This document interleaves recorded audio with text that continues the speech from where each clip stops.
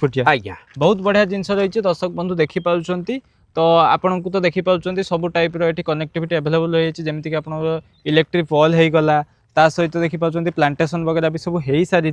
sir ये जो बर्तमान ये जो प्लॉट टी अच्छी डेवलप होगा केते कौन टाइम लगे एटा मैक्सिमम 4 ରୁ 5 वर्ष आमु डेवलप पाई टाइम टे लागिवो 4 ରୁ 5 वर्ष भीतर पाखापाखि फुली डेवलप डेवलप हे बहुत बढ़िया धीरे धीरे लोक घर करी करी आसुचंती आज्ञा टिके तो टाइम लागिवो काना लो कॉस्ट रे आपण जत्ते पाखु को आसीबे भुवनेश्वर पाखु को जिवे सेति बजेटटा धीरे धीरे हाई हे जिवो किंतु जत्ते डिस्टेंस रहिबे सेति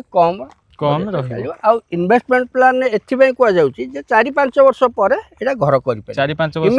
इमीडिएट घर करि परिबे नाही बहुत ही बढ़िया जिनस रही दर्शक बंधु आपण माने देखि पारले तो आज हमर ए सुंदर प्लॉट टी थिला तो एबे हमें कथा बा सर प्राइसिंग विषय रे कोन केते प्राइसिंग रे एटा सर देखंतु एबे तो हमर